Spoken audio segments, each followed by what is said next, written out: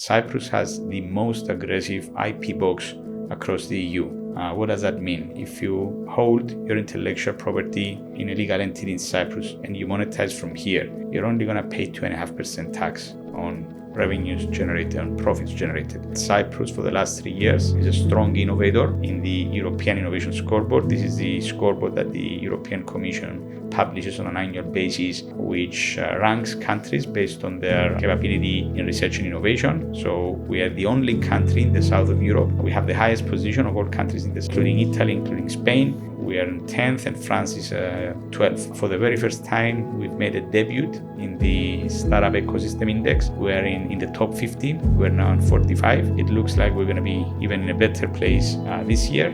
The Cyprus government offers 120% tax discount on R&D investments, anything that qualifies under the international accounting standards as R&D investment, including software development. If it qualifies, then you're entitled to 120%. Why have we done this? Because we want companies to reinvest back into R&D. It's not just about an opportunity to improve your bottom line. It's an opportunity to free up money in order to invest back into R&D, enhance your capabilities, enhance your products, and be more competitive, generate more profit at the end of the day. We've also introduced a lot of incentives, tax incentives for talent to come and live and work from Cyprus. Either Cypriots who left or foreigners who choose to come to Cyprus for the very first time. So there's a hefty income tax discount of that. We have a case here in Cyprus, a company called Malog. If you came across them, they are in mobile privacy. They are the very first startup that is backed by Y Combinator. It's only because they had access to pre-seed funding from the Research and Innovation Foundation. What's the startup visa?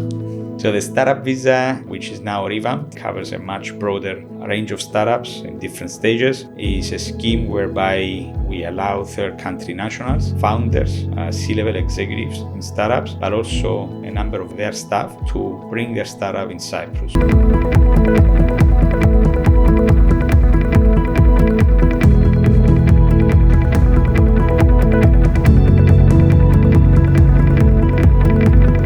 Welcome to the Financial Frontiers podcast. Remember to subscribe to our YouTube channel, hit that bell icon to get notified when we upload new content. Follow us on Spotify and give us a 5-star rating. It will help the channel, which I hope you love so much. And here we are, another episode of the Financial Frontiers podcast. Today my guest is Theodoros Loukaidis. There you are. So Livadiotis, and I did it on purpose, or maybe I didn't, who knows. So Livadiotis is where we is the person and the reason why I actually saw you the first time. We didn't meet, but you presented the research and innovation department that is private but government funded, Theodoros Loukaidis. You got it right this time. Please introduce yourself. This episode is going to be about funding from the government, so government grants, government schemes, and we're going to get this clarification if it's only to the Cypriot industry, Cypriot market. How does this work? How does a government scheme work? Who's entitled to it? Let's get into a good conversation here for that would be interesting for startups and I guess maybe even small businesses who have progressed in their journey. Great, Dinos, thank you so much for inviting me. I am Theodoros Loukaidis. I'm the Director General of the Research and Innovation Foundation. This is the national funding agency for research and innovation and technological development in Cyprus. Like every other country, we fund researchers, we fund entrepreneurs, intrapreneurs in order to take their ideas and deliver products, services into the markets. Now, that's quite a bit of a journey. It starts from fundamental research, and we go all the way to manufacturing nowadays, funding the manufacturing of innovative products. And we're always looking for products, services, science that is appealing internationally. As a small island nation, we recognize that we don't have an internal market. So the key to the competitiveness and strengthening the economy is internationalization. And therefore, everything we do, we have the international markets in mind. We cover a broad mandate. We also fund infrastructures, research infrastructures, be it a state-of-the-art microscope that is needed in a life science lab somewhere in Cyprus, to quantum computing, to equipment that goes into manufacturing of satellite cubes, microcubes. So we fund pretty much everything that has to do with research and innovation in Cyprus. And it's a broad array of funding schemes to cover the entire domain, because we have a growing ecosystem, and more recently is becoming a more dense ecosystem made of even more researchers, made of even more entrepreneurs, but also companies that are there nowadays to invest in research and development, to enhance their competitiveness, to take products and markets and make them more competitive into the international markets, because we live in challenging times. It's becoming all more about international competitive markets, tapping into the talent, turning into great products and services from Cyprus to the world. That's amazing. Quite often on this podcast, I've spoken about the need for Cyprus to create some programs or some incentive to foster, startups, entrepreneurs, and really extract the talent that I think we have on this island. And, up until, I guess, maybe recently, because the details of this program that you just mentioned now, for me, ticks off a lot of boxes in terms of the fear that comes behind somebody who's looking to start out, right? And that is, if one fails, how far is that going to set that person or group of people back?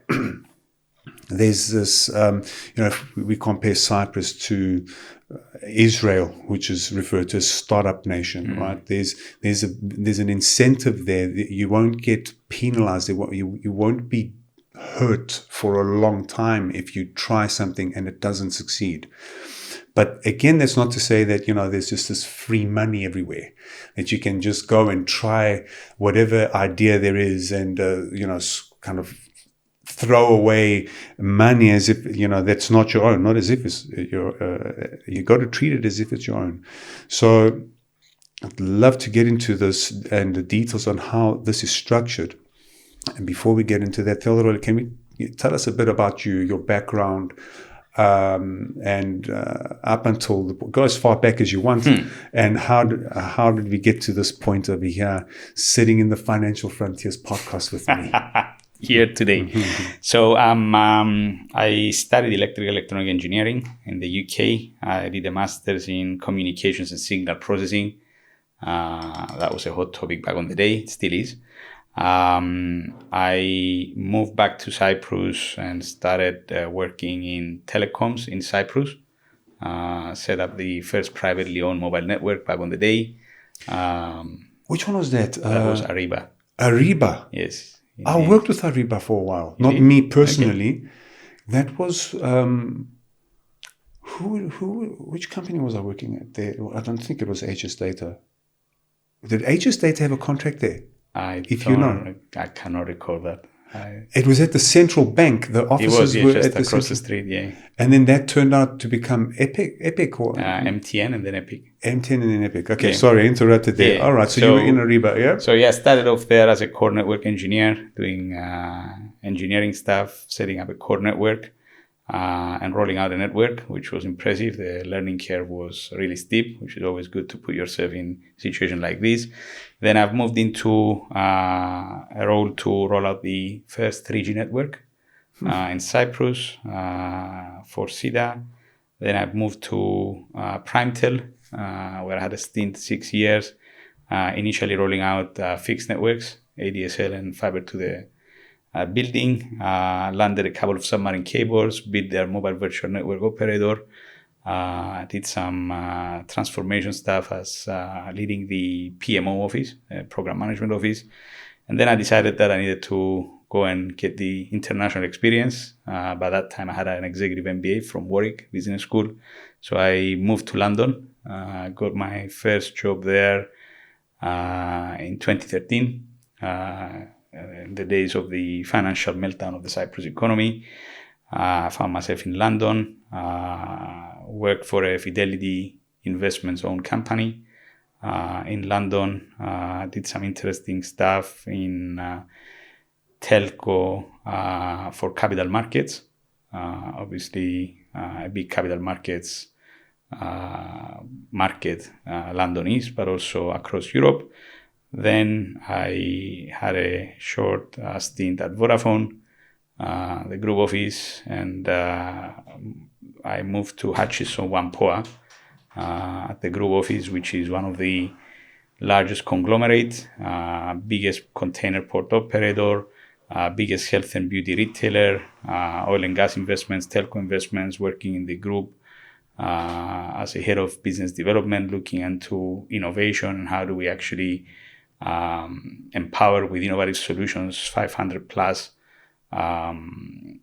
companies of the group, and how do we actually bring startups to help us innovate across our footprint, which was an impressive footprint of 50 plus countries. I missed that one. Was it still in the UK? Yes, still in the UK, okay. Group office. And I moved back for this role in May 2020, repatriatization in the middle of COVID, surreal experiences at the airports, Heathrow and Larnaca Airport. Yes. And here I am 5 years later, leading the National Funding Agency. And I'm glad that I've seen it grow. I'm glad that in these 5 years, for the very first time at the very beginning, back in May 2020, we've signed the first startups and innovative companies that receive funding from our innovation programs. I'm really proud to see some of these companies being successful in the market, gaining traction in the market, not just in terms of putting products and services out there, but also raising from private investors and getting the private money in, which is always needed to grow and scale up from Cyprus to the international markets. I'm proud that I have seen the organization become more lean and efficient, operating at pace, being more agile, more nimble, because in my opinion, that's what you need to be if you want to be a funding agency which is leading change and drive growth for the country. You need to be always a step ahead of those innovators, of those pioneers, of those researchers, and bring at the right time the right tools so they have them available so they can make their next big step onto their journey. And trust me, you have to serve a big ecosystem, which many times has different diverse needs. And we're doing our level best to accommodate for everyone. And that also includes support structures. We've been funding innovators and incubators. We've been supporting investors invest in startups, so raising visibility of these startups. We've been taking startups abroad, innovative companies abroad to big events, so they get the opportunity to put themselves in front of customers, in front of investors, pitch in the real markets, and be successful in turning our investment into success for the country. And for us, what really matters is the return on investment is how many new jobs we have created in state-of-the-art fields. This is very important because it helps us absorb the good talent that comes back into the country or wants to come back into the country. Go back 20, 30 years ago, there were no startups in this country. Just maybe a handful of companies were innovating, truly innovating. So people with good degrees from top universities will not find a job in something relevant to what they've studied. We would lose good talent who would have chosen to stay abroad, or there would have been a big mismatch, which unfortunately still shows in international reports. We're ranking very low in terms of matching skills with the labor market, what people have studied, what they've gained their higher education on, vis-a-vis where they end up working. Now, we're changing that. This is a very important intervention we're making because it's government money. We're creating absorptive capacity in the system to take all that good talent, give them opportunities, and the more the better. Mobility is also an important thing, moving people out of universities and into companies, or bringing companies closer to universities. So we have this transfer of knowledge and the diffusion of knowledge into the system and grow from there. It's also important for us to increase the exports of high-tech products in international markets. So all this we have been doing. We've been improving our performance. We've been proud to see startups grow. We've been proud to see innovative companies being even more successful in international markets. And I'm really proud that I have been leading this for the last 5 years and seeing this change. And we look forward to the next 5 years. Very good. That sounds super interesting, and quite a series of questions I have here in that journey you just described, which is amazing and well done. As an engineer, you were out on the field, or? I call it the elevator effect. I had to be from the management team meeting all the way to the field, like rolling out networks. You need to be out. I mean, you need to lead teams from the front. You also need to learn how to code. You need to learn how to program equipment, configure equipment. So yes, I call it the elevator effect. Being from the field into the management team and leading. All levels. So the department, this Research and Innovation Foundation started as soon as you came back? No, it goes back to 96. Okay. 1996. So you just started, you headed, entered as the took over as the Director General on May 2020. Okay. And obviously from 96, you clarified that there wasn't a lot of innovation happening on the island. And this 100% brings back, if you think of every country as a business, just as a company needs good employees and talent, and the better the employees and the talent are, that's your workforce, then your service or product is the quality reflects in that. Same thing as a country, right? If your talent is out, that value that they're creating is generated in the countries that they reside in. Bringing them back into the island, I think this is great. And, I guess I'm a bit out of touch, but why did we not hear about this foundation before? Why do we only hear about it now? When you started it, or at least me. So I'm speaking right from my perspective, because just to build a bit more context. Within my network, right? So I see Dimitris Skouridi. He joins as the chief scientist. Which we never had. I don't think we had that position before. Yeah, this is a new addition in 2020. The role was created. Right. And then obviously, you from abroad, great experience, you come in leading this thing. I don't know the success of how it was before, but it sounds like, and the way that I'm getting this, it sounds like it just started in 2020, because before that, there wasn't much happening. It feels like it. But there was the organization set up in 96. Innovation was not part of the mandate. So maybe that's one of the main reasons you haven't heard it, and many others haven't heard it. And also don't forget that there was only one university back on the day. And it used to be the Research Promotion Agency. Different name, serving a smaller sort of base with much lower capacity in terms of research. Just one university, as I've said earlier, just a handful of companies really doing R&D back on the day. And then in 2020, the mandate was extended. We were given for the very first time the innovation programs to manage. So we've launched pre-seed, seed, innovate, and later on we've added disrupt and boost. I'm going to touch upon them later. We've also been asked to create the Central Knowledge Transfer Office which is a service we provide to protect intellectual assets, turn them into intellectual property, be it copyrights, be it patents, be it utility designs, and any other form of copyright. Give advice to researchers, but also entrepreneurs and intrapreneurs on how to do technology marketing. You've got a piece of technology now in your hands, but where does it fit? In which portfolio does it go? Is there a bigger company looking for that piece of technology because it fits nicely into Samsung's portfolio or Apple's portfolio or Merck's portfolio?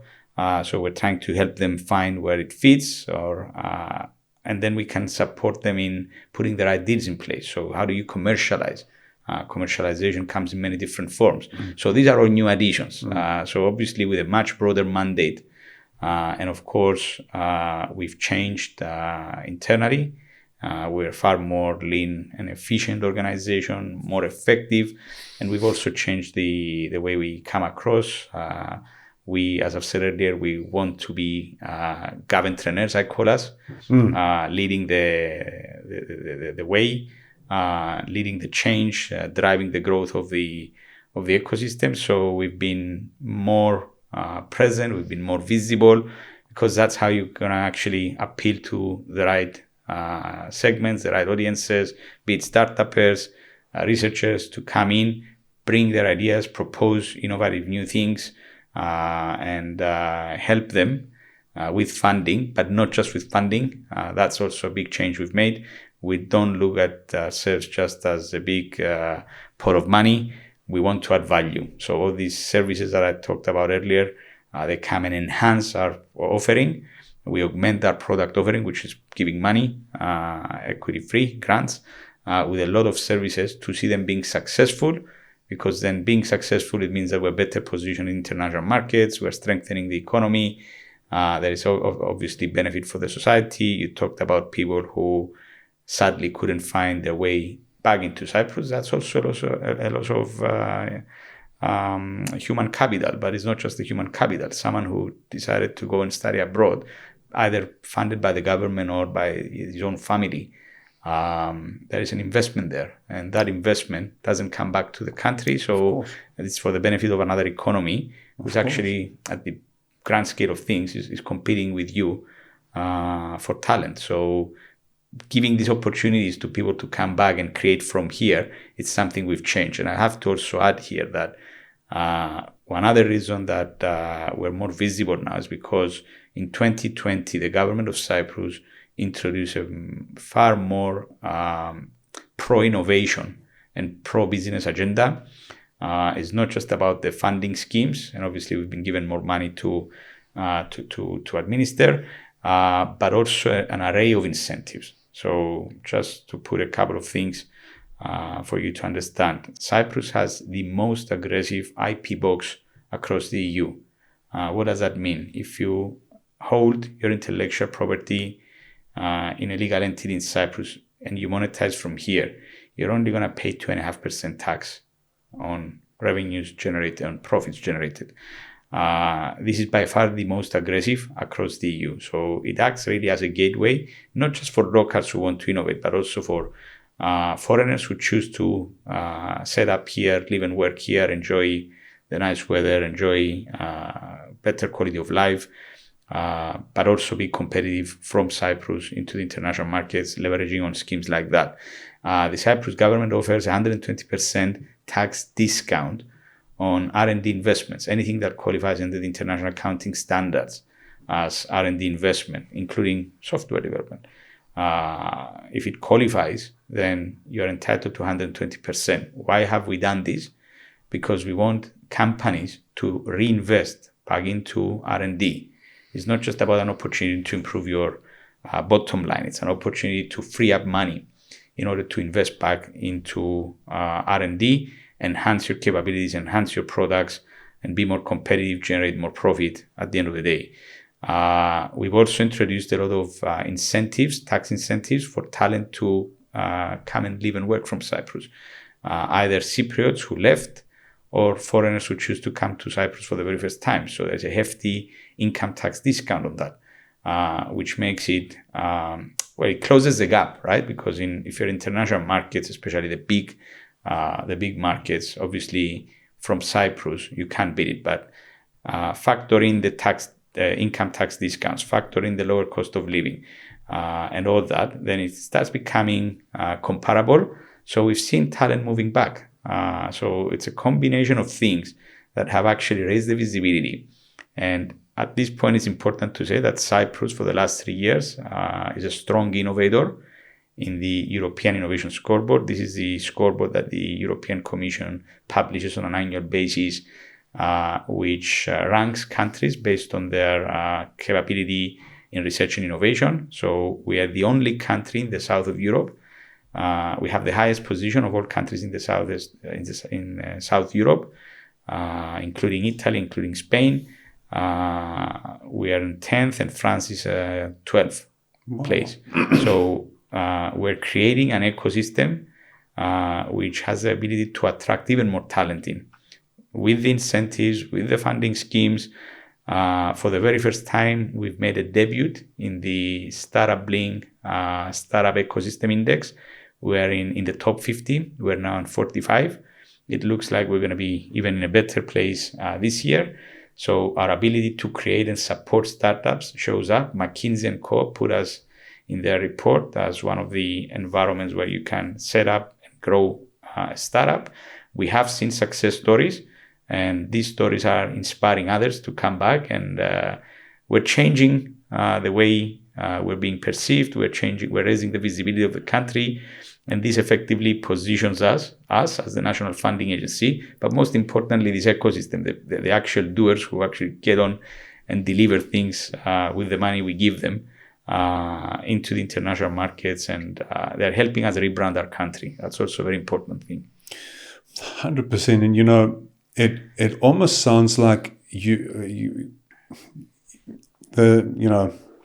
all of these incentives that are obviously built and are working, and they're going to work, right? It's just a matter. I think just me as an outsider listening to this, I think what the problem is that people are not aware, right? And that's because why not come into this beautiful island? Because up until now, what is the image of the island is a touristy destination. We've got the sun and beautiful beaches. That's it. But there's a lot more than that, because all these other incentives, tax reduced, corporate tax, you're down to 2.5% on intellectual property. Intellectual property, right? Intellectual property, yeah. Which is in layman's terms, and you can correct me if I'm wrong, is a proprietary product or service that's built into what you've created, intellectual property. So you've created, whether it is a service in the way you deliver that service, or a software that you've created that's proprietary, 100% your own, that can be regarded as intellectual property. And if you do that and you can prove it in all, you check off all the check boxes, the government says, yep, you are approved. Instead of paying 12.5%, it will go to 15. Yeah. I don't know. But you get 80% discount. And that's the hefty discount. Right. So whatever the percentages of corporate tax, you pay 80%. And then over and above that, you've got this, and I think this was what you're referring to, is this non-domicile structure, the regime with dividends being 0%. Not just that, also your income, your salary. So also on the personal income tax. So not only the dividends. So it's not just about the non-dom. It's the income tax. If you've lived abroad for a number of years, then you're entitled to, let's say you earn 100, you're only going to be taxed on 50. Wow. So all these are schemes that are actually making a level playing field. As I've said earlier, you can't compete with the bigger markets, but when you throw in all these goodies, it starts becoming comparable. And that's where the thing that you mentioned, it kicks in, like, oh, why do I want to live here? Yeah, because it sounds like you put all of these incentives to try and convince people to come and live in a hell. But this is a beautiful paradise. It is. And so it is. But sometimes it's you're very right. You're spot on. We could do more on communicating it. It's the awareness. It's raising the awareness. Interestingly enough, lots of people know nowadays But this is a constant effort we're making to actually raise more and more awareness of these schemes, because I'm pretty sure that, as I always say, we have a toolbox and it has pretty much every tool in it. Maybe there is one or two missing, but there's always room for improvement. But you have a toolbox which has pretty much every tool you need in it. Just use the right tool and you can build your company and grow from Cyprus. Perfect. Okay, so let's go with a little bit further back, and then maybe we'll go into the different programs that currently exist. Also, I think at the end of this podcast, I'm going to realize that I actually have missed out on quite a lot, because I'm most proud of you, did. I've done nothing towards intellectual property. I'm pretty sure we've got a lot here. I've done nothing on the income tax, nothing. I've been paying normal, but I'm from South Africa. I lived there and I was born and raised there. I've done nothing in terms of getting funding, and I'm pretty sure I could have been approved for a lot of the things here. So I think at the end of this, we're going to change a lot of that. So you know what? This is a rule of thumb. This is what I've seen in the last 3 years that I've been putting myself more out of the office in front of people like yourself. It takes about 45 minutes to figure it out. And that's why we're making ourselves available, myself and the team at the RIF, to sit down with you and explain, anyone who's interested, explain. We've got open days, we've got webinars. There is a lot of activity going on from the RIF. We're doing a lot. Sometimes it's hard to communicate when you're doing a lot, but there is a lot of good material online. There is the RIF project officers are at people's disposal to sit there, explain, understand, and tell you which program is the right one for you, the incentives you have, point you in the right direction. So please, this is a call to everyone and anyone who thinks that they can innovate to come and talk to us, because we really need doers who are actually going to help us drive the growth of this economy. Yeah.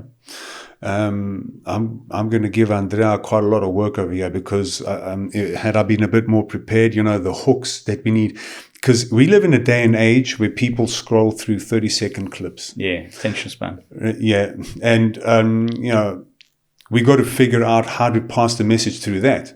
And so had I been a bit more prepared in this, for this, but as I said, what I want is all the conversations that I have in this podcast to be authentic and natural. But if I had this agenda of, hooks and things, my questions would be in the form of all of these that, just these small little highlights. How does somebody pay 2.5% instead of, get an 80% discount on the tax, and then you'll give it? How does someone who lives abroad come through and pay less? In most cases, in the UK, you're paying 45%, 50% on your income. Come to Cyprus and pay 20. Yeah, there you go. There's a clip, right? So, or less. I don't know. I don't know how much it would be, how much it reduces, but. And also, I think the brackets are going to change. But over here, it's on average, it goes 20, 25, 30, 35, right? That's the max. And that's going to reduce, or that can be reduced for somebody who's in a higher bracket. Obviously, if you're getting a 50%, 50% discount, you only pay on the first 50. Yeah. So you don't hit the top. Yeah, so instead of 35, which is, let's say, for those who have talent, are definitely earning more than 35K per year, right? So for whatever that amount is, if you're on 100 or 200K, instead of paying 30, and compared to your home country, your resident country where you've moved to with your talent, come here, and instead of paying 40%, pay. And that's where you change the conversation. You shift it to, instead of what's your gross, how much do you take home? Yes. And how far does that money take you in the country you live in? Yes. So that's why we need to shift the language in order to effectively communicate. But I'm telling you, there are some strong incentives in place. And we do want people to use them. That's why we introduce them.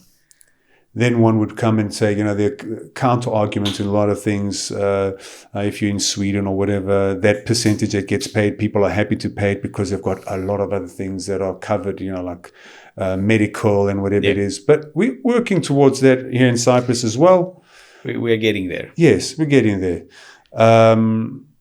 But for the most part, looking at it as on an individual basis, and the infrastructure here is good. We've got a lot of things happening over here. This is a beautiful place. It's not hell.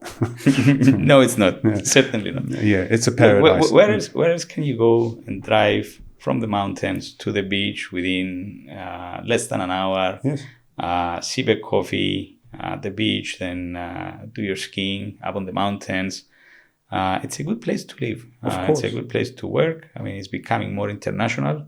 It wasn't like that. The one thing I've seen when I returned back in 2020, it's a far more cosmopolitan place these days than what it used to be. So it's getting to a point where it's becoming a melting pot. And that's actually a key ingredient for innovation to thrive.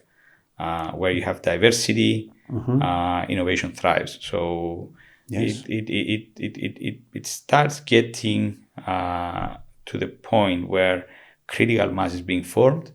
There's good talent coming back. I'm amazed by the people that I meet every week. People who have worked in the US, people who have worked in Israel, Dubai, people coming in from Ukraine, Russians who live here, Israelis who live here. Locals who have been living here and they are thinking outside of the box.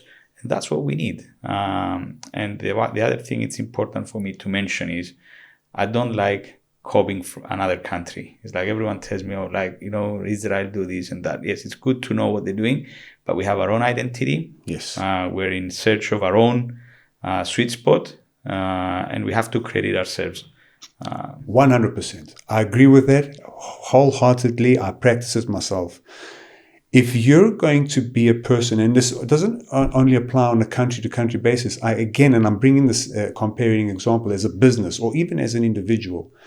If you're going to be so obsessed about what your competition's doing and do what they do so you don't miss out on the market, by definition, you're always second. By definition, you're following that competitor.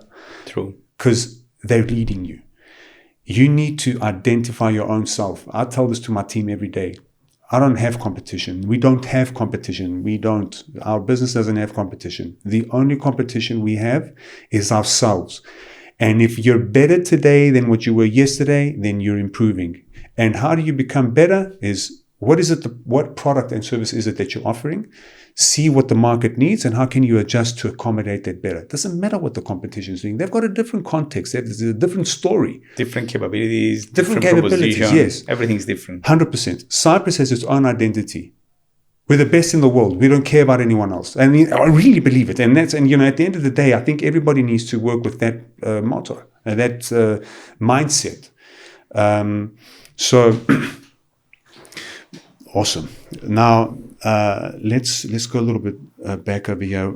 I wanted to say something. Oh, yes. Funding programs. I wanted to give funding programs. And before we get there, I wanted to share a little story about this island and, the different things that are capable here. Because you mentioned, you got the mountains, it's a quick drive. The beach is the same. And I did this in one single day. No lie. Yeah. In one single day, I drove to the mountain. I snow skied. And on the same day, I drove down to the beach and I swam. Same day. So living proof that it can be done. Yes, I did it.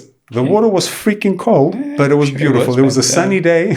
I'm sure it was, but still warmer than other places. Yeah, exactly. I'm from South Africa. You go down to Cape Town, Cape Point. There, if you're in the water for 5 minutes, your lips are blue because it's the Antarctic, right? Sure. That ocean is freezing. Okay, let's move into the different programs here, right? What have I missed out on? Right. So let's start with startups. You mentioned different things. And also, I think you also mentioned that you work with private investors and incubators. So like we support them. You support them. Yeah. So it's almost like a hub where you got investors, private investors, and fund managers. Let's say funds that are privately owned. Yeah. That maybe you don't have a direct relationship with, but they can co-invest. Let's put it like this. They can co-invest. So we're building an ecosystem. That's what we're doing, right? And an ecosystem, you have the doers, the researchers, the innovators, the entrepreneurs, the intrapreneurs, but you also have the support mechanisms around it. You have the banks, the funds, the private funds, the VC funds, the business angels, the support structures, incubators, innovators, technology transfer offices, and so on. So we are there to service everyone, because to have a fully functioning ecosystem, you need to have all of these ecosystem stakeholders, and you need to have them effectively operating and collaborating to deliver value. Because at the end of the day, the value is created by the ecosystem. We capture it, we report it, and then we go back to the Ministry of Finance and the Deputy Ministry, and we make a claim that we want more money to invest because this is delivering value to the society and the economy of Cyprus. So because of that, we are constantly bringing new funding programs, funding schemes into the market. Think of it like these are our products, right? And they need to cater for the needs of everyone. So if we want to focus on startups and scale-ups, let's do that now. You can start with, if you have an idea, it doesn't matter what age you are. Maybe you came back fresh from uni, or maybe someone who left his job and has an idea and thinks that he has something innovative and promising that can have a global appeal, a regional appeal.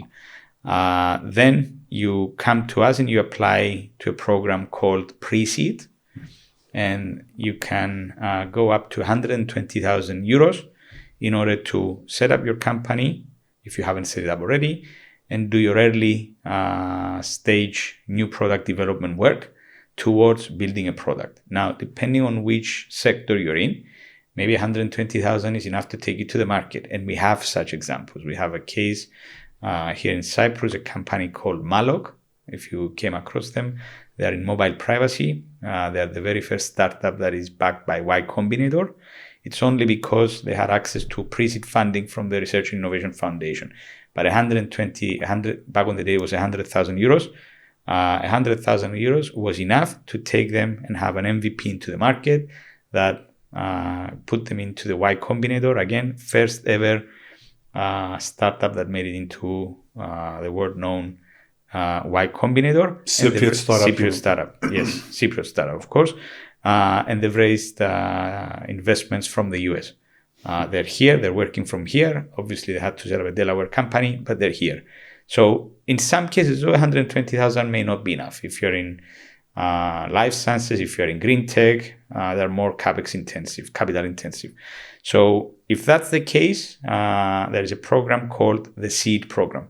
The Seed Program gives you up to 500,000 equity free. This is all grants, equity free investments to carry on doing new product development work, developing your product, your service. It could be a new method as well to take it to the market.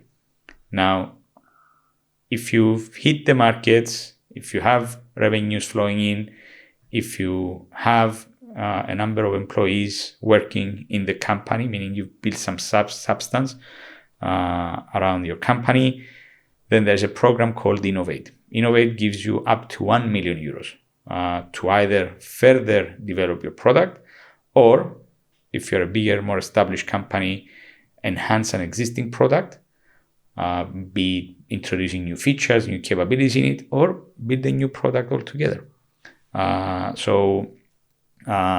This is the Innovate program, 1 million equity free. And then we want to hand them into the private markets.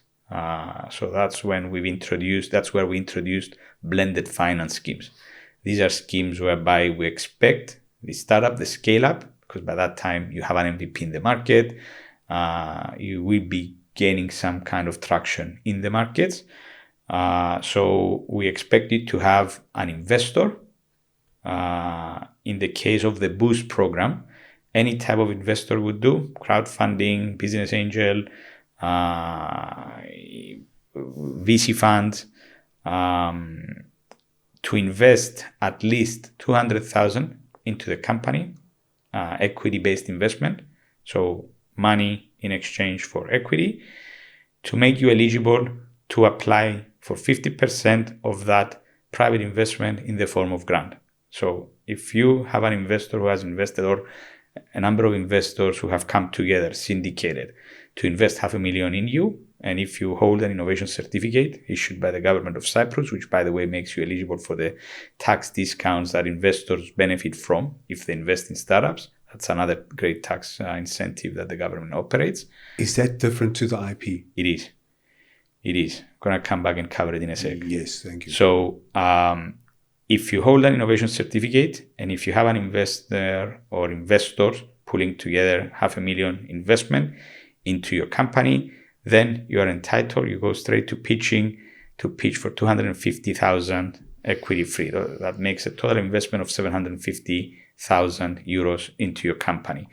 And the Disrupt program, which is for scale-ups, this is a Series A kind of round, whereby if you have a VC fund anywhere from the European Economic Area investing $1 million into your startup, then you are entitled to apply for up to 1.5 million euros grant. So that's a total investment of 2.5 million. That's by European standards a Series A. So that's for scale-ups who want to grow into the international markets.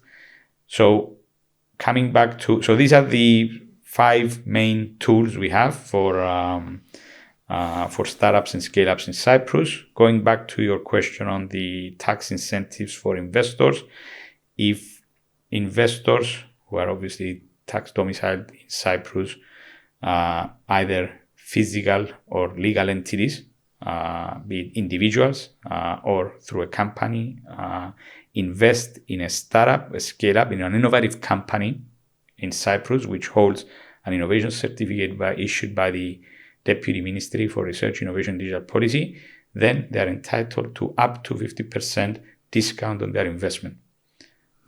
So again, this is a great scheme that has been helping us mobilize more investments into startups and scale-ups.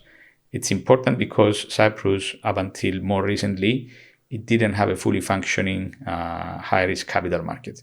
So this scheme, and more recently the launch of 33s, the government equity fund, which is pooling public money with private money, and they have a fund manager there managing it, and they're investing in startups and innovative companies in Cyprus, and the National Promotional Agency, which is something that the president himself announced that is going to be launched hopefully by the end of the year. All these schemes, including the RIF schemes, are creating a more favorable regime, not just in terms of grants, but also pulling in private investments into this ecosystem. And we do need more investments to help this ecosystem thrive and grow bigger and stronger internationally. Okay, so just a clarification. RIF, what is that? Research and Innovation Foundation. Research and Innovation Foundation, which is separate to... Oh, that's what you are. That's what you are. You just... the abbreviation. Okay, all right. And then you have the innovation certificate you mentioned. Yes. What is that? This is a certificate issued by the Deputy Ministry for Research, Innovation and Digital Policy. There are 3 ways to get it.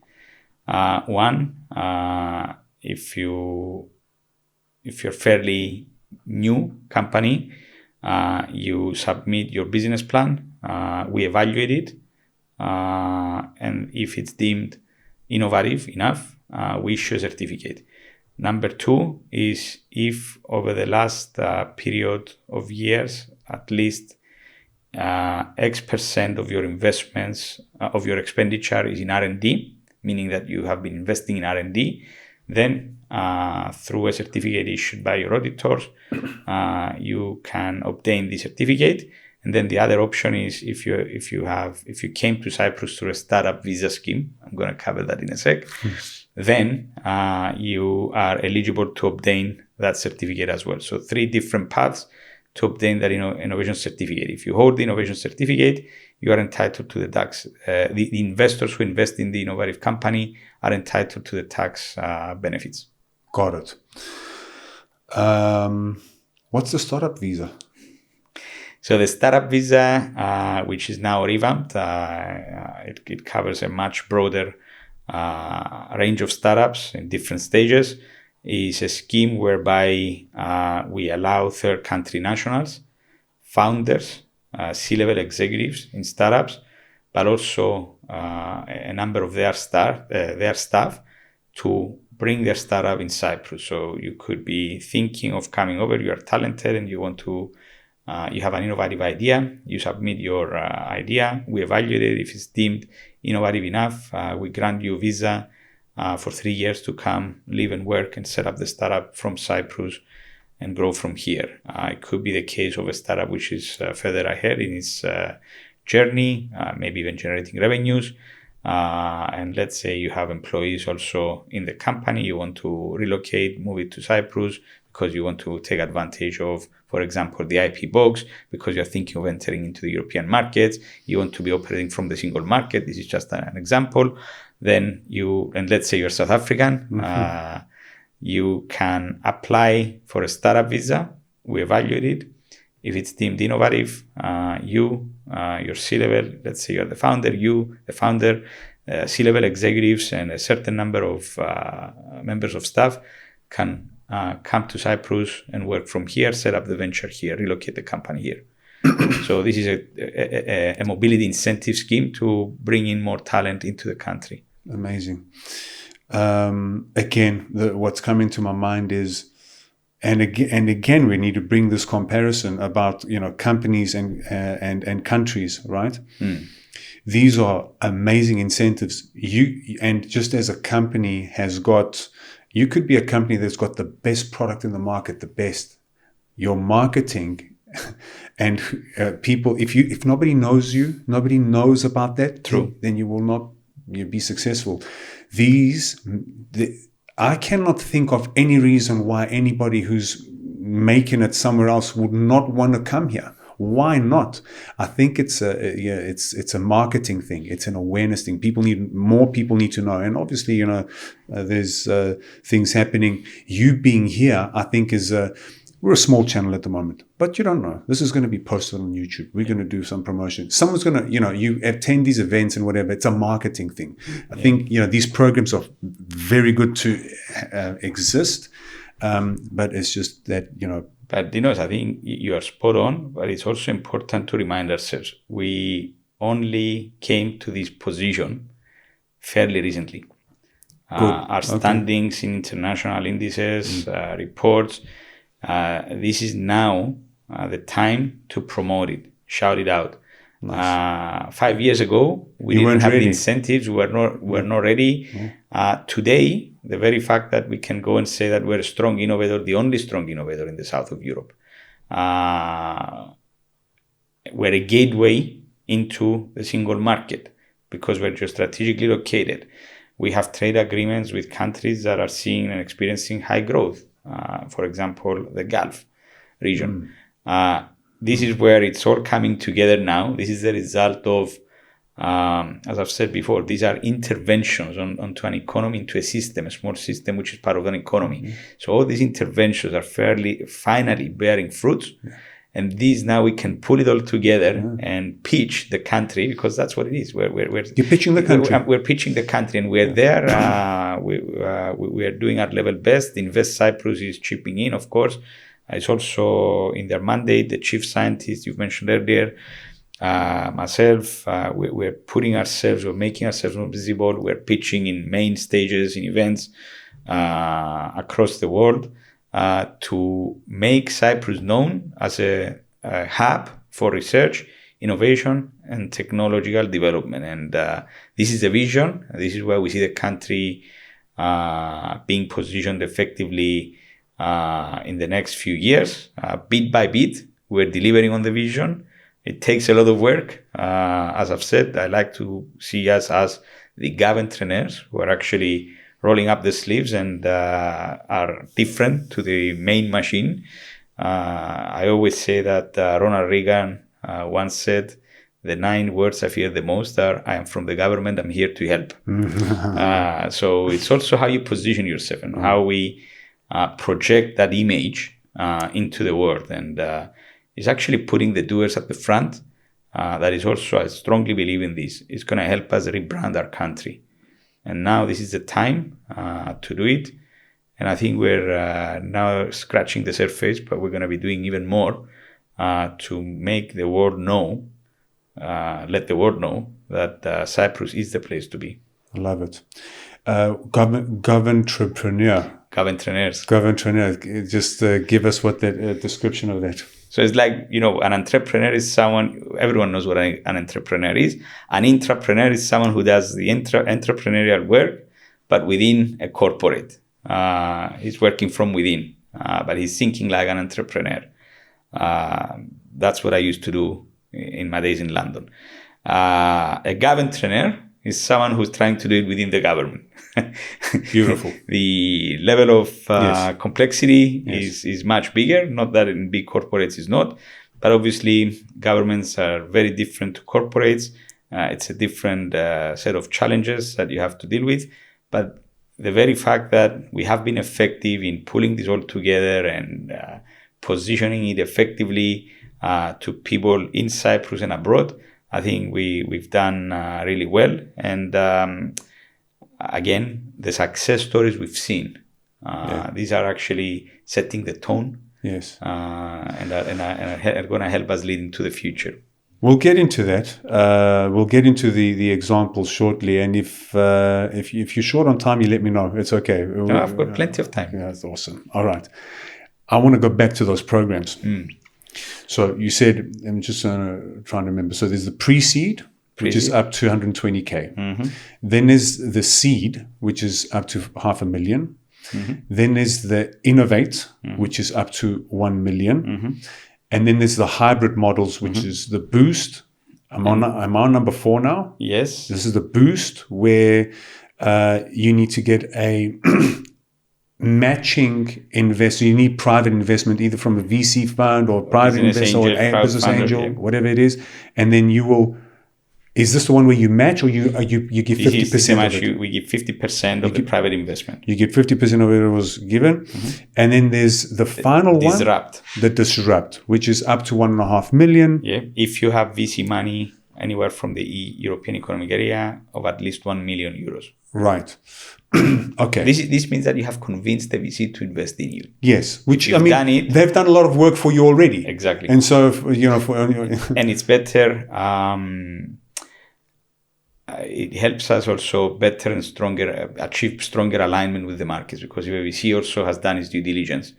We will also do ours. It doesn't mean that the fact that you got it from the VC ticks all our boxes, but at least it ensures stronger alignment with the markets. It also de-risks the investors. And if you're a fairly new ecosystem, you need to give investors reasons to invest in you. So de-risking them with public money is key, but we're also protecting the shareholding position of the founders. Right. And so, okay, so that's the very final one. So five different programs. You've done well. Let's work on these one by one, because there's a few questions here. How is one eligible? And if I had to get in your position, right? The truth be told, and this is a global thing. And there's also something else that you mentioned, which I think is not only to Cyprus. At the very start of our conversation, you'd mentioned that in terms of talent pool, that people generally, or Cypriots, you mentioned Cypriots don't follow what they actually studied. And there's this disconnect, this gap between what they've studied versus what they end up being in the labor market. Yeah. So the studies, that whole structure and how it goes. And then when they go out into the market, there is no path into them continuing what they studied. And this is, I believe, it's not just it happens in other countries. It's a global thing. but we veered off a little bit here. So let's go back to this. So it's 100. All these have different amounts. Mm-hmm. I think your biggest job is one of the biggest, right?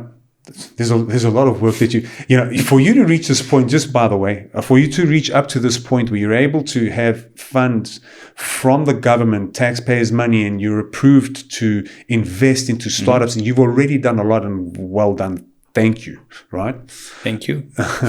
So how do you safeguard yourself and the taxpayers' money for fraudsters? I've come to how's the eligibility? You obviously do your due diligence. Somebody who's going to come and try and get that money and say, yeah, I pitched an idea. I was really good at selling that and they gave it to me. And now there's no equity. I'm going to just float around over here and say, sorry, I'll try. Thank you. Bye-bye. Does it tie into salary, like none of this can go into salaries, or is there any rules, or are there any rules around this fund that you get, or is it just there are plenty of rules. All right, so it's taxpayers' money, so we have a duty to care and manage them well, because we want them to have the return on investment back to the society, the taxpayer. So there are rules, and let me tell you a story. Back in 2020, when we had the COVID pandemic, the Trump administration back on the day announced billions of funding, R&D funding, to find the cure for COVID. Pretty much every pharmaceutical company, but also other types of companies, applied for funding bar one. Guess which company that was? Pfizer. No, right. Yep. Albert Bourla, the Greek vet who's leading as the CEO of Pfizer, went to his board and said, give me 2 billion of your money, because I'm not going to go and touch government money. And when the board asked, but why?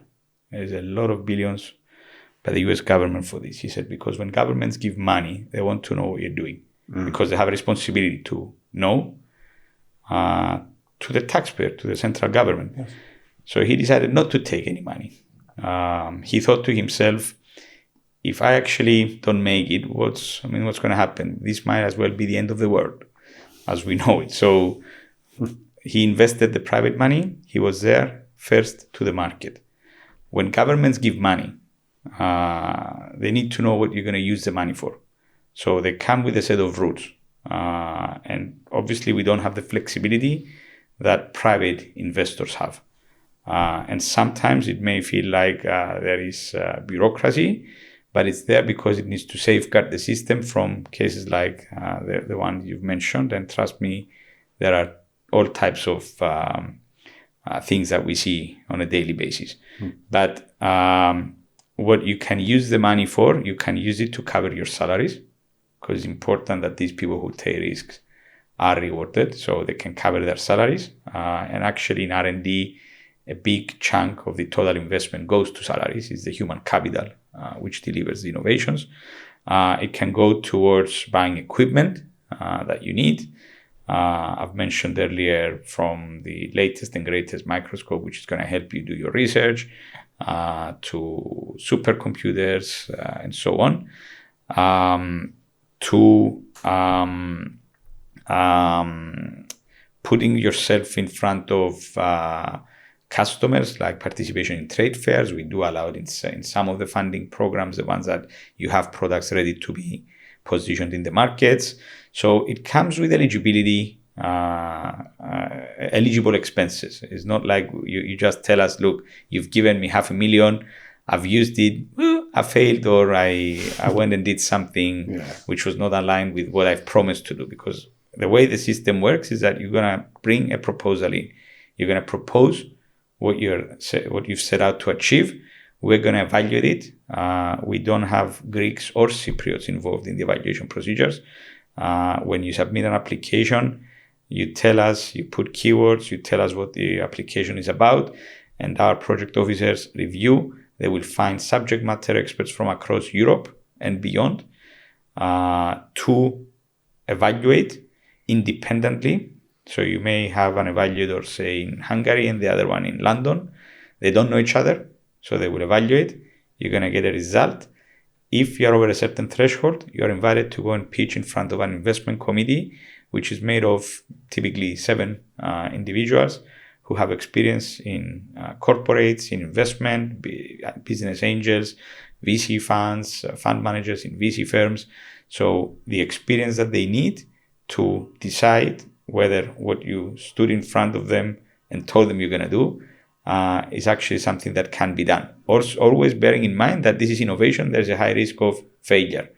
And as you touched upon it earlier, we do recognize that failure is part of the game. So if we were setting out to fund those who are going to succeed, we would have failed miserably, because failure is part of the game. Sometimes you're going to pivot, sometimes you're going to learn and then go again with a different venture. It happens. So that is fine. It's not that if you failed, we're going to come back and sue you to get our money back. We want to see that you've delivered what you've promised that you're going to deliver. You've done what you proposed, and we've evaluated and we decided that this makes sense. And it wasn't a mistake on all parts. Exactly. Yes. And you didn't deviate completely from what you set out to achieve, because at the end of the day, that's what we give you the money for.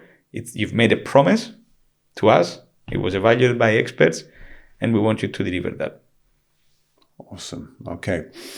So what are the kinds of checks? Let's say the eligibility, and I think is it different between, so obviously for a startup, right? Somebody who's just got an idea, there's nothing to prove in terms of, it's an idea. History. It's an idea. You also mentioned that it might be some fresh graduate who's got an idea, and those may be the highest risk, but the one that succeeds becomes the unicorn, right? Yeah. You have the home run. Yeah.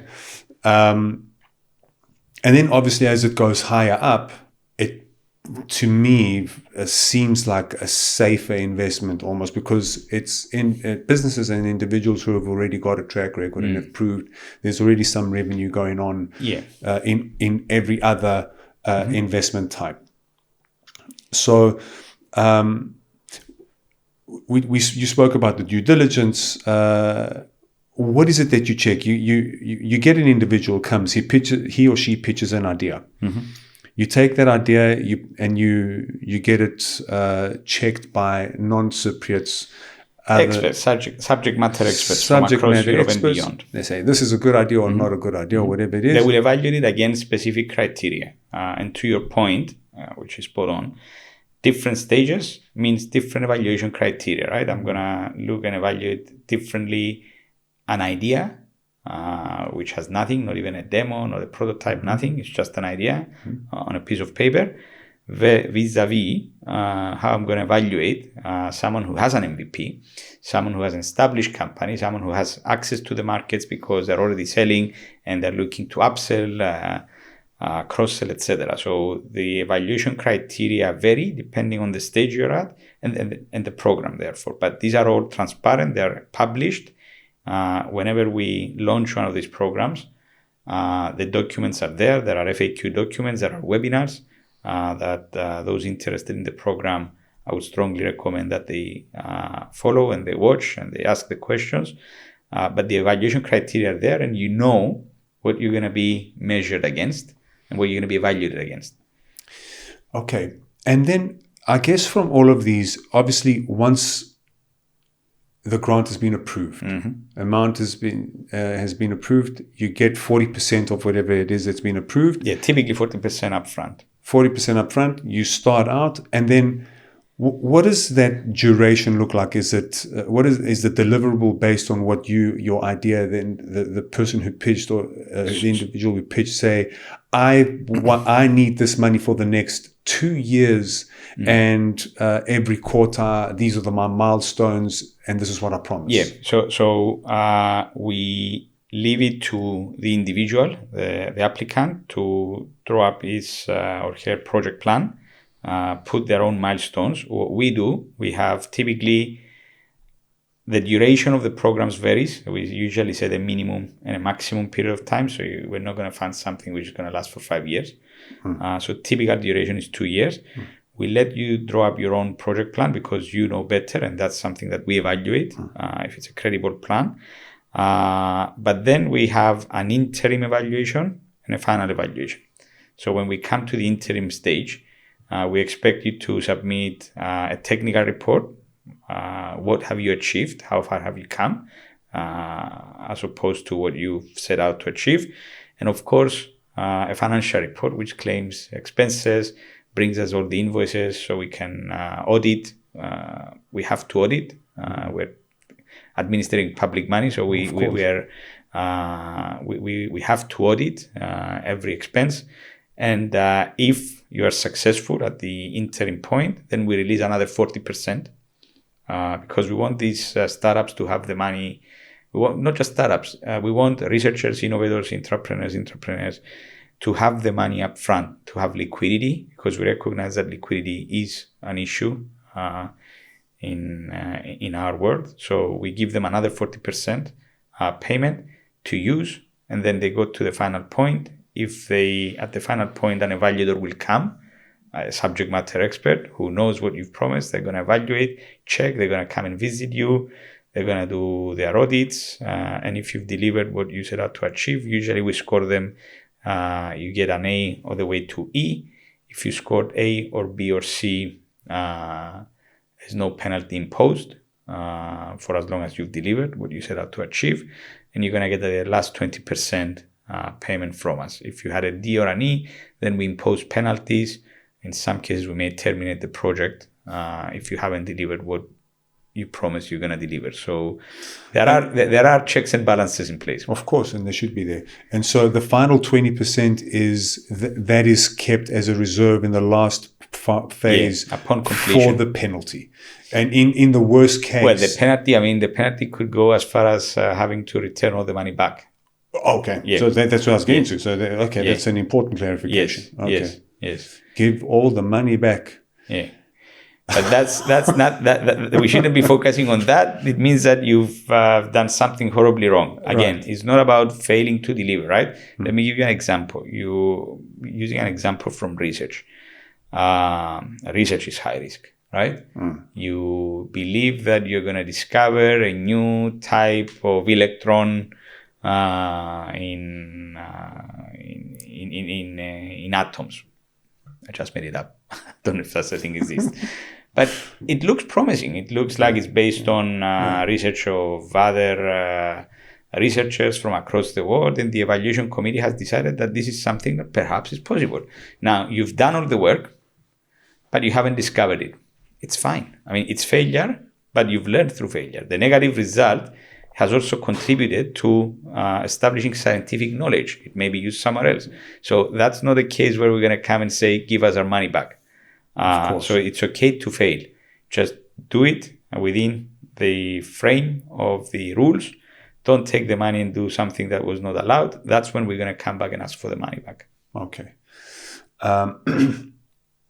It's got to go horribly wrong. Have you ever needed to ask for money? Have you ever requested money back? It does happen, but it's rare. Okay. Usually we see success stories from these programs, and of course the degree of success varies, as it does. Even if you're a fund, I mean, you're not going to have 100 investments that are going to be successful. Usually 50 of them will disappear. We're not going to be around in 5 years.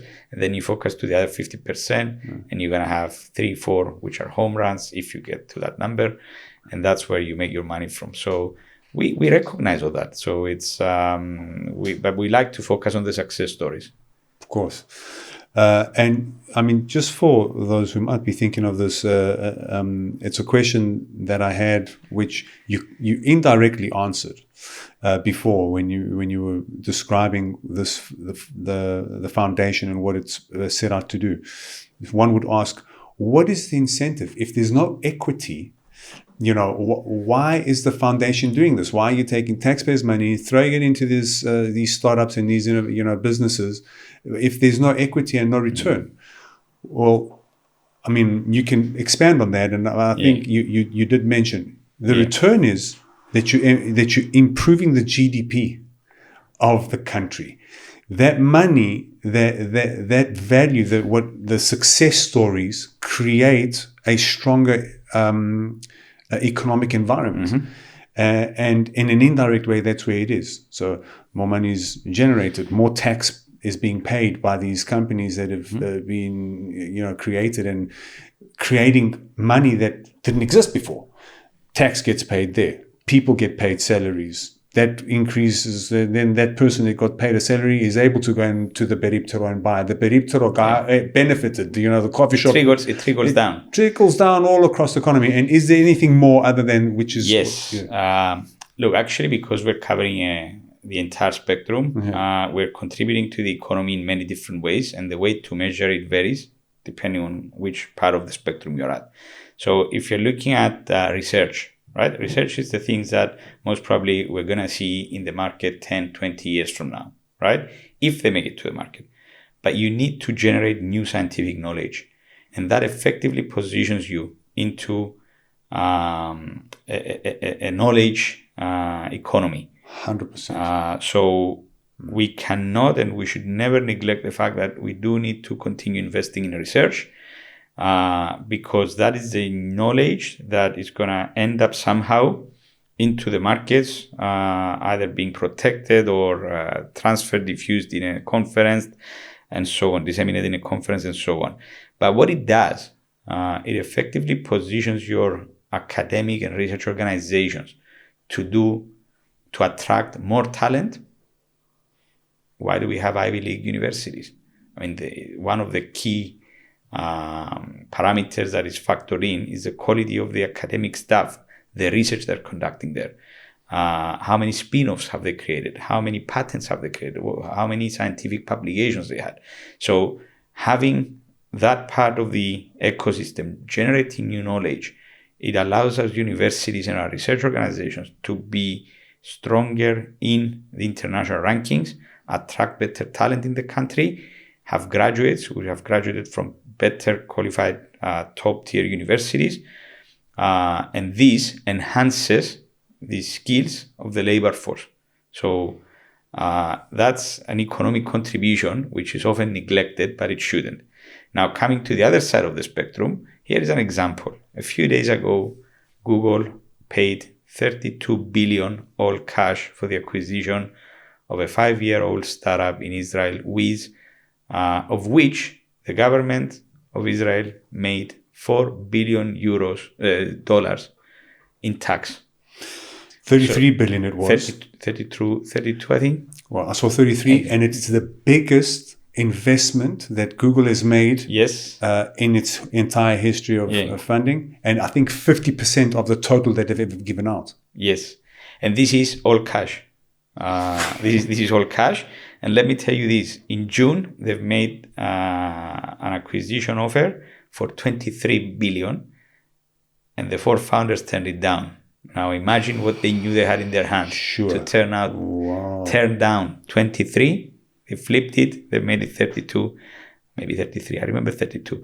But the government of Israel made 4 billion in taxes in one single transaction. By the way, the same week there was another transaction, but it lived in the shadow. It was only for a couple of billions, if memory serves me well. Only. But this is the benefit, right? For the economy. So if you have exits like that, obviously the government is taking its fair share from taxes. Number 2, now there are 4 billionaires as a result of that transaction who reside in the country.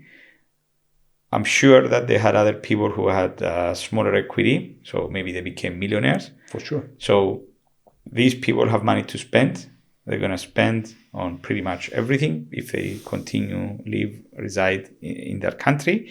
So that's the benefit which comes with exit. But until you get to the exit, right, why do we need to invest in startups? Because in a lot of cases, especially in what we call deep tech, private markets are not ready to take the risks early on. Who's going to invest in the cure of cancer? It's the government and philanthropists. So this is the role of funding agencies. This is the role where we start something, where the people who start it and we get it to a certain point, and then we hand it off to the private markets.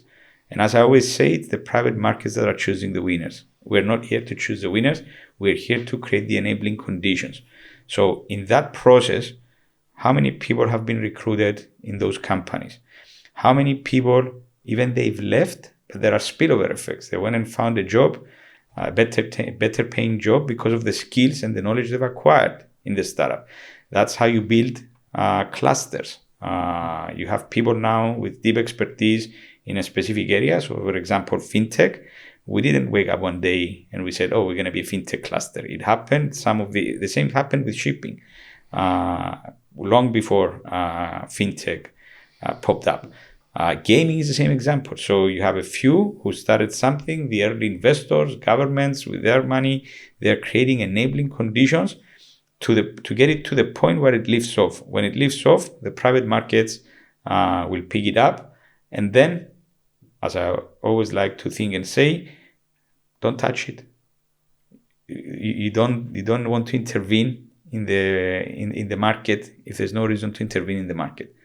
Let the private markets function. But until it gets to that point, that's the role of governments, that's the role of funding agencies.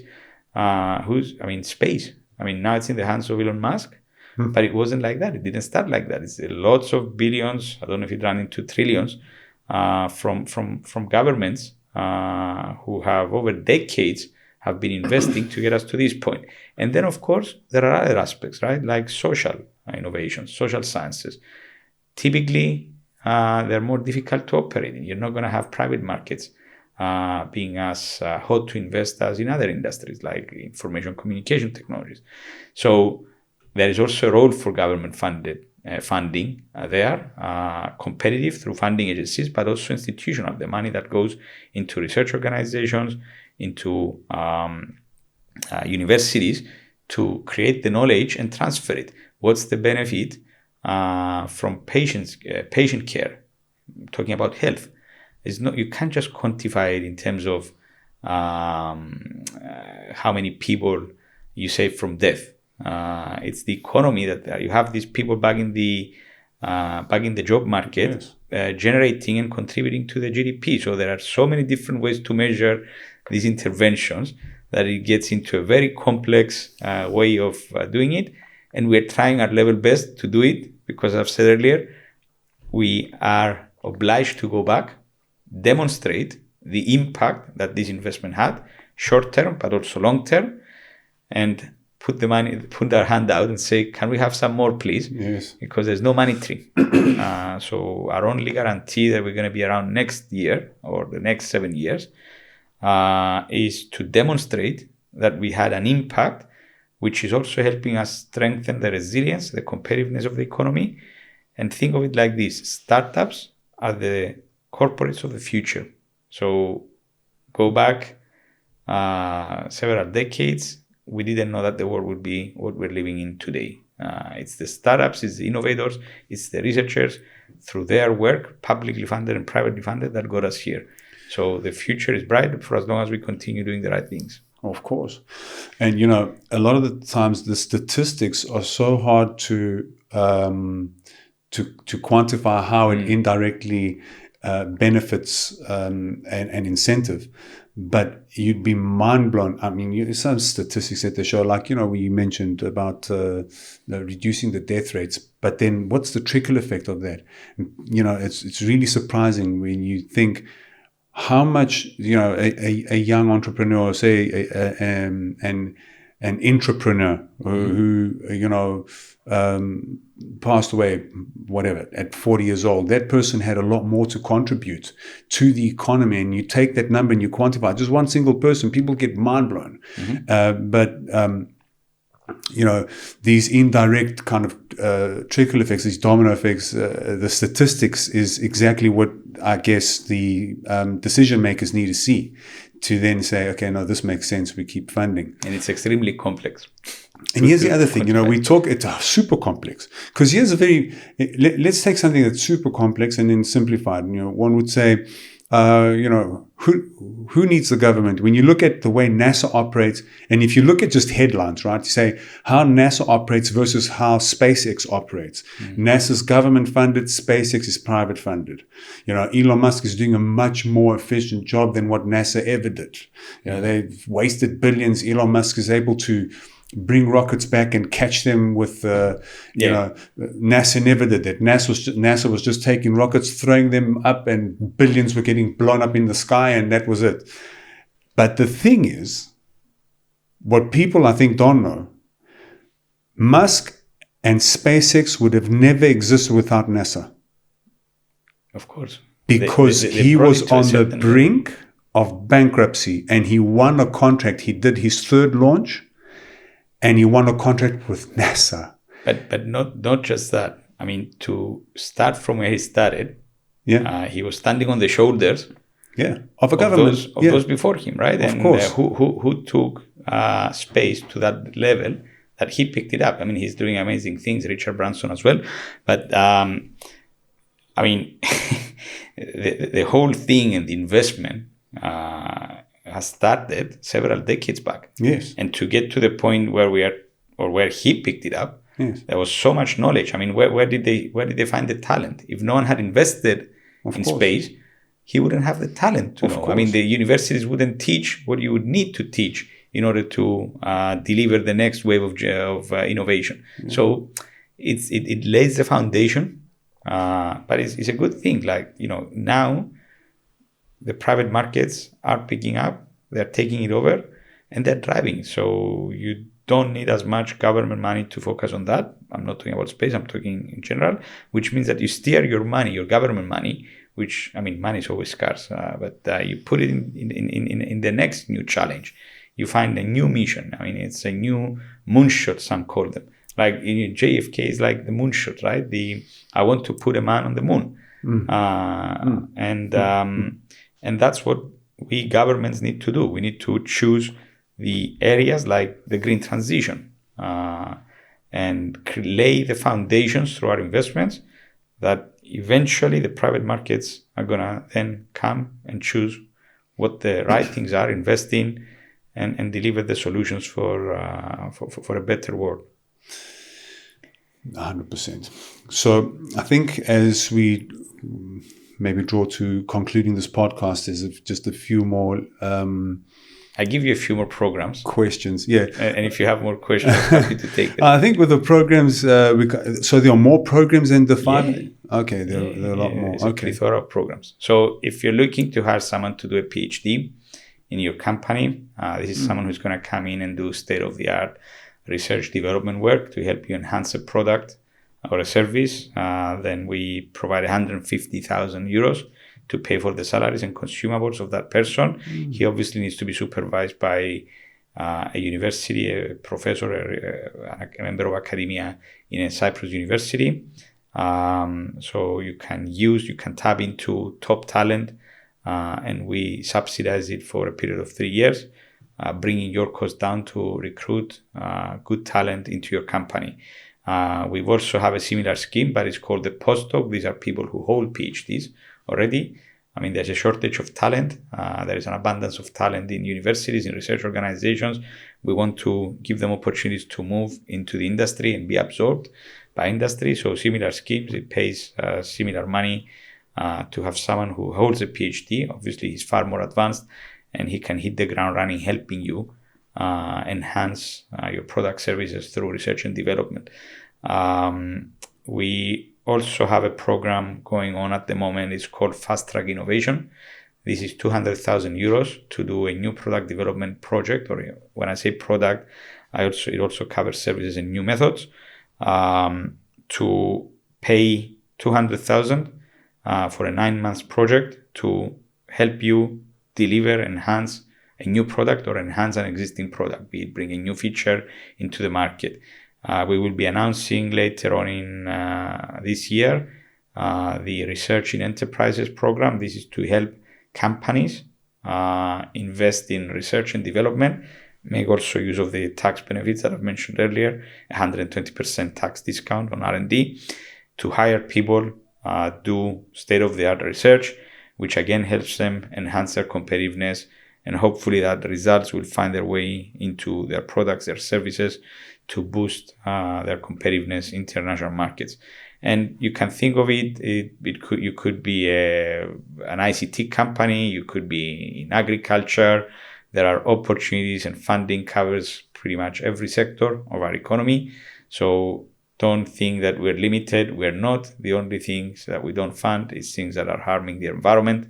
Other than that, we are technology agnostic, and these are great tools to use to enhance your capability on new product development, on R&D. We do want more companies to invest in research and development. It's a challenge for us as we're transitioning from a more traditional sectors into the new economy driven by AI, driven by state-of-the-art technologies, blockchain, machine learning, IoT. These are just but a few examples of technologies that we want companies to leverage upon, embed them into their operations, become more competitive.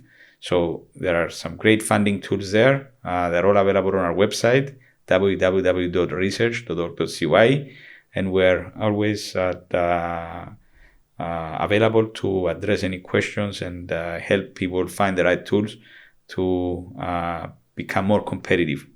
Yeah, good. And is there some kind of a limited, capped budget? How many businesses will you be able to enter all these programs? Every time we announce a funding call, we have a call budget.